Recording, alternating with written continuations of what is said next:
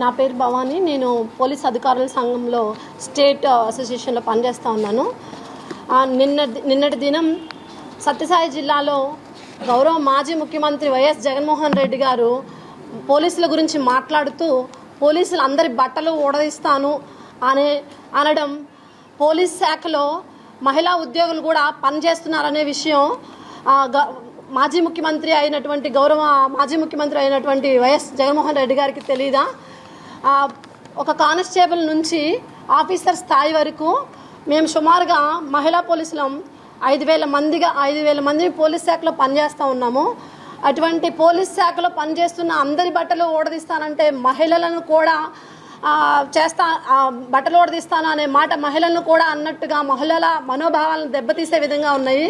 కాబట్టి మాజీ ముఖ్యమంత్రిగా పనిచేసినటువంటి మీరే ఈ విధంగా మాట్లాడితే పబ్లిక్లో మిగతా అందరూ ఏమనుకుంటారు అనేది ఒకసారి ఆలోచించాలి.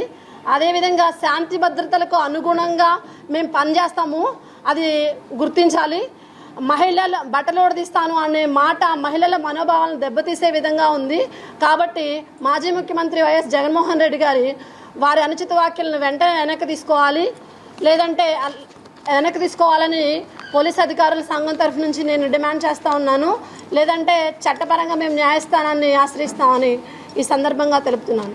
ఈ వీడియో నచ్చితే లైక్ చేయండి. అలాగే మా ఛానల్ ని ఫస్ట్ టైం కనుక చూస్తున్నట్టయితే ఇప్పుడే సబ్స్క్రైబ్ చేసుకుని పక్కనే ఉన్న గంట సింబల్ ని యాక్టివేట్ చేసుకోండి. అప్పుడే మేము పెట్టే ప్రతి వీడియో మీకు నోటిఫికేషన్ గా వస్తుంది. అలాగే ఈ వీడియో పూర్తిగా చూసినందుకు ధన్యవాదాలు.